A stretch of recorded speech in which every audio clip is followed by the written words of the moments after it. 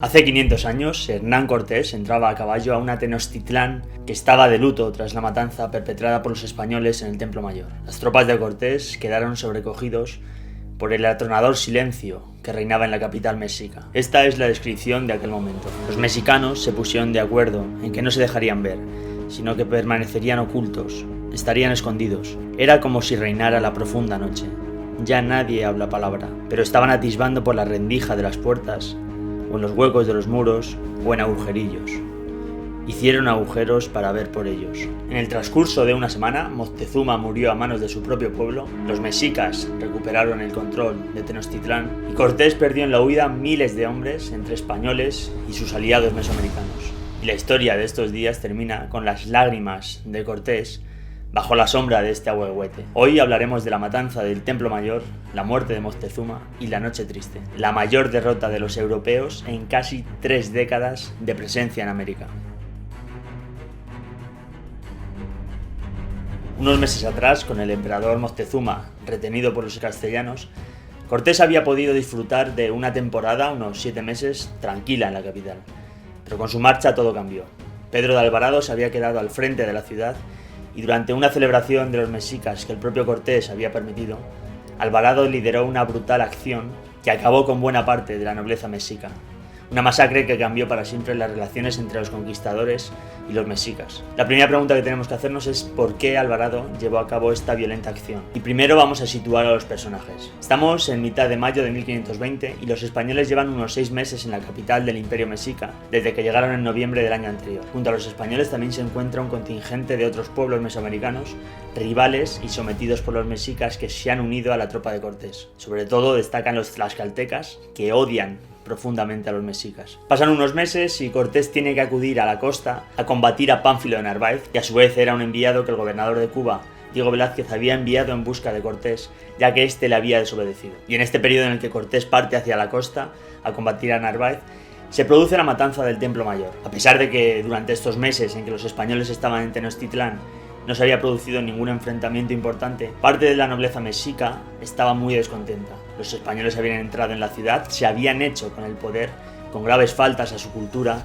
y sistemas de valores, como el caso de tener como rehén al propio Moctezuma, al emperador, y atacando elementos tan sensibles como los templos y sus dioses. Y por supuesto, teniendo siempre en mente que estos extraños seres blancos que traían animales nunca vistos como los caballos, las imponentes espadas de acero y las sorprendentes armas de fuego, se habían atrevido a entrar a su capital con sus enemigos tlaxcaltecas, un verdadero insulto. Pero aún con todos estos agravios, los españoles fueron los que decidieron atacar.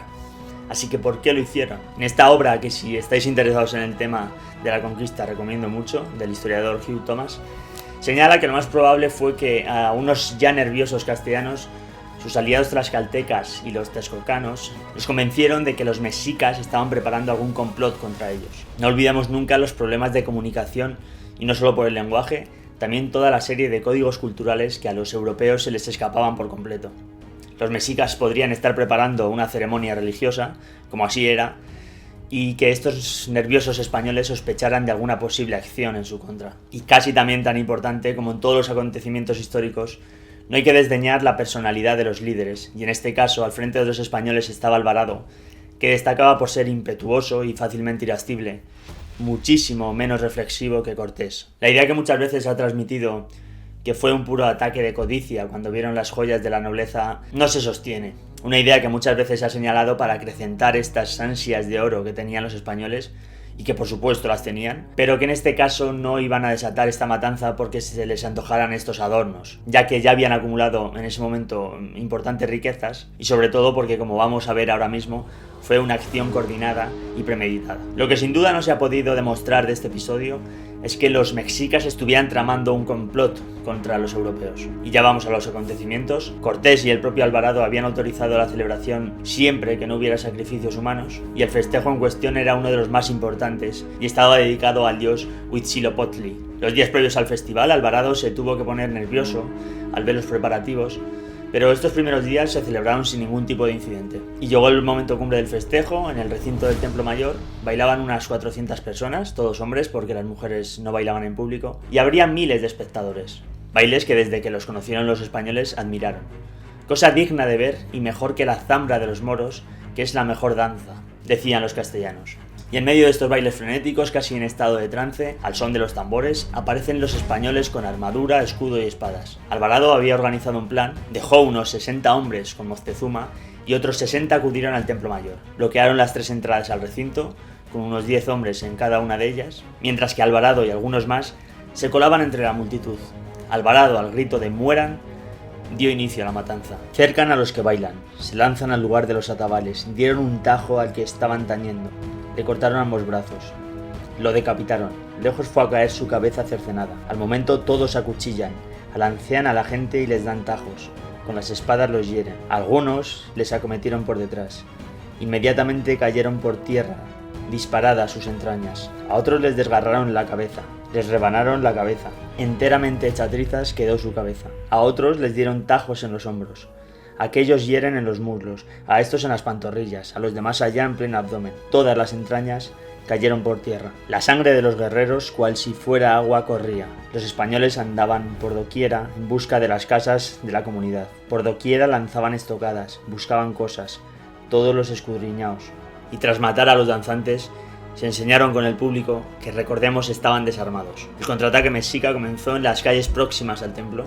Los españoles se replegaron al palacio donde estaba retenido Moctezuma, y allí el otro grupo de españoles que había quedado en el templo para vigilar a Moctezuma y a los nobles también había acabado con la vida de buena parte de los aliados de Moctezuma, como los señores de Texcoco y Cacama. Los ataques contra el palacio no se hicieron esperar, y Alvarado, amenazando a Moctezuma, le obligó a pedir a los mexicas que cesaran la batalla. Este subió a la azotea y pidió a su pueblo que dejaran la lucha, y los mexicas le hicieron caso, aunque en los días siguientes siguió habiendo escaramuzas y enfrentamientos. Pero era una situación extremadamente complicada. Los mexicas ya no les llevaban comida y cualquier intento de salir a buscarla era peligrosísimo. Imaginad la situación: los españoles encerrados en un palacio y con la población de una de las ciudades con más habitantes del mundo en su contra. Y en este contexto se está produciendo la vuelta de Cortés tras haber combatido contra Pánfilo de Narváez. En este momento se produce la fría entrada de Cortés y sus tropas a la capital mexica, y es fácil imaginar a Cortés y a sus hombres sobrecogidos por este atronador silencio. Y creo que la serie Hernán reflejó bastante bien lo que tuvo que ser esta llegada. Y Cortés, que si algo era listo, fue plenamente consciente de que el violento ataque de Alvarado había marcado un punto de inflexión en las relaciones con los mexicas. La conquista pacífica del imperio que deseaba Cortés ya era una entelequia. Esta segunda entrada de Cortés en Tenochtitlán se produjo, según Bernal Díaz del Castillo, el día de San Juan de 1520, y como vamos a ver, en apenas una semana se aceleraron los acontecimientos, con la muerte de Moctezuma y la huida de los españoles. Esta nueva situación enfureció a Cortés, y aunque no hubo ningún castigo para Alvarado, nunca volvió a ocupar un cargo preeminente. Cortés había llegado con un nuevo contingente de tropas que pertenecían al bando de Pánfilo de Narváez, y con el gran mercado cerrado, la situación de los españoles y sus aliados era bastante complicada. La autoridad de Moctezuma había quedado aniquilada, y para tratar de convencer a los mexicas que reabrieran el mercado, Cortés liberó a uno de los hermanos de Moctezuma que permanecía encerrado en el palacio de Asayacal. Cuitláhuac, que siempre se había opuesto a la entrada de los españoles en la capital, fue el elegido, y en cuanto fue liberado, el 25 de junio de 1520, se erigió como el líder de los mexicas y organizó la resistencia. Las salidas de los españoles en busca de comida terminaban siempre en batallas, se multiplicaban las bajas y los mexicas atacaban continuamente el palacio. El 29 de junio los españoles vuelven a exigir a Moctezuma que calme a su pueblo y les pida que permitan a los españoles salir de la ciudad. Los españoles subieron a Moctezuma a una azotea, y aquí hay distintas versiones. Algunas dicen que llegó a pronunciar el discurso, mientras que otras sostienen que no lo llegó a hacer. Pero todas coinciden en señalar en que la reacción de los mexicas fue la de lanzar piedras y lanzas contra él y el grupo de españoles que le escoltaba. Así describió la escena Bernal Díaz del Castillo: cuando en aquella sazón tiran tanta piedra y vara que los nuestros que lo rodeaban, desde que vieron que entre tanto que hablaba con ellos no daban guerra, se descuidaron un momento que le rodelar de presto y le dieron 3 pedradas, una en la cabeza y otra en un brazo y otra en una pierna. Es otro libro que es fundamental para conocer la historia de la conquista. Los testimonios mexicas suelen apuntar que los españoles lo sacaron ya muerto, aunque esto es poco probable, ya que para los españoles tenerlo con vida era algo muy valioso. Así que me gustaría que dejarais en comentarios si queréis que en otro vídeo os cuente más sobre cómo fue la vida de Moctezuma, porque creo que es muy interesante, sobre todo por el hecho de que estamos hablando del líder de todo un imperio, que tomó una actitud que podríamos considerar sumisa ante Cortés, cuando hasta la llegada de los españoles era una persona a la que los mexicas no podían ni mirar a la cara. Y como os he dicho en otros vídeos, que os dejaré en comentarios, el choque cultural, que personalmente es lo que más me interesa, tuvo que ser brutal. Así que lo dicho, si os interesa decídmelo en comentarios y ahora vamos a seguir. Moctezuma muerto, los españoles ya no tienen la baza del rehén más ilustre y Cortés decide matar al resto de los nobles, unos 20 o 30 que seguían retenidos en el palacio. La situación es delicadísima para los españoles, llevan días bebiendo agua en mal estado, se les está acabando la pólvora y Cortés decide escapar. Con los hombres también saldría todo el tesoro, una enorme cantidad de oro. Lloviznaba sobre la capital del Imperio Mexica, la actual Ciudad de México, cuando los españoles salieron del palacio. Y aquí debemos imaginar a centenares de hombres tratando de no hacer mucho ruido mientras van superando los canales de la ciudad. Días atrás los mexicas habían levantado todos los puentes, pero los castellanos habían construido pontones portátiles para superar los canales. La mayoría de la expedición había superado 4 puentes cuando una mujer que iba a recoger agua los vio y dio la voz de alarma. «Mexicanos, andad hacia acá, ya van traspasando los canales vuestros enemigos, se van a escondidas». Al poco tiempo el tambor de guerra sonaba desde el Templo Mayor. Los 2 primeros grupos de los españoles donde se encontraban Cortés habían conseguido llegar a la aldea de Popotla justo antes de Tacuba, pero Cortés volvió a intentar ayudar al resto de la expedición que se encontraba rodeada por cientos de canoas que desde los canales les atacaban con flechas y piedras. Y en medio de toda esta confusión, la yegua que transportaba el loro que pertenecía al rey Carlos desapareció y nunca más se supo de ella. En uno de estos enfrentamientos, Cortés cayó al agua y fue salvado milagrosamente por Cristóbal de Olea y Antonio de Quiñones, cuando estaba rodeado de mexicas. Los relatos de aquellos minutos son de una confusión total, de un auténtico caos. El mayor desastre tuvo lugar en el canal de los Toltecas, más o menos donde ahora se encuentra la iglesia de San Hipólito, y uno de los testimonios decía: «Fue como si se derrumbaran, como si desde un cerro se despeñaran. Todos allí se arrojaron, se dejaron ir al precipicio». Las descripciones son de un caos total, gente cayendo al agua donde son capturados para posteriormente ser sacrificados y gente muerta alcanzada por las piedras y las flechas mexicas. Incluso parte del último grupo, al ver que no iban a ser capaces de cruzar el agua, volvieron a resguardarse al palacio. Y días más tarde los mexicas matarían a estos hombres. El balance final fue de en torno a 500.000 de españoles y más de 1000 tlaxcaltecas muertos o desaparecidos. La Noche Triste supuso la mayor derrota de los europeos en casi 3 décadas de presencia en América. Los españoles supervivientes se reagrupan en la vecina Tacuba y cuenta la leyenda que Cortés, sentado bajo un ahuehuete, lloró por la gran pérdida de hombres. Varios relatos, como los de Bernal Díaz del Castillo o Francisco López de Gómara, recogen las lágrimas de Cortés, pero no se menciona ningún árbol.